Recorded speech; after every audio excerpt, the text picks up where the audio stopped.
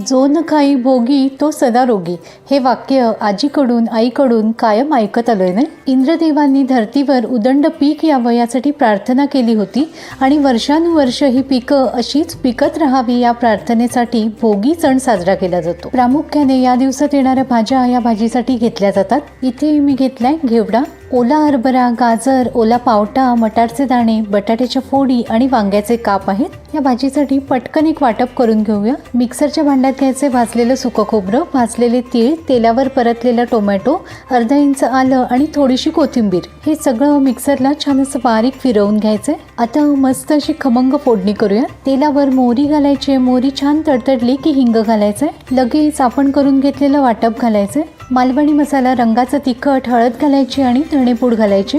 सगळं छान असं हलवून घ्यायचं आणि हे वाटप आपल्याला छान तेल सुटेस्तवर परतून घ्यायचं आहे. वाटप छान असं परतून झालं ना की यामध्ये स्वच्छ धुवून वेळून घेतलेल्या या भाज्या घालायच्या. चवीप्रमाणे मीठ घालायचं आणि सगळ्या भाज्या छान अशा परतून घ्यायच्या. पाणी घालायची घाई मात्र आधीच करायची नाहीये. वाफेवर आधी सगळ्या भाज्यांना स्वतःचं असं पाणी सुटायला हवं.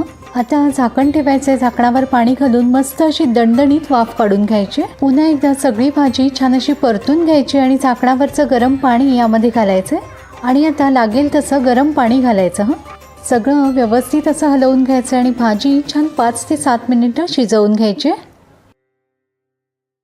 भाजी छान अशी शिजली ना की यामध्ये चवीला गूळ घालायचंय, बारीक चिरलेली कोथिंबीर आणि पुन्हा एकदा वरून तीळ पेरायचे.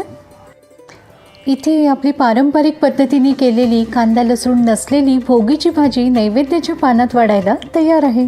मस्त अशी तिळतूप लावलेली बाजरीची भाकरी सोबत ही भोगीची भाजी. या भोगीला तुम्ही नक्की करून बघा आणि तुमचे अभिप्राय जरूर कळवा. धन्यवाद.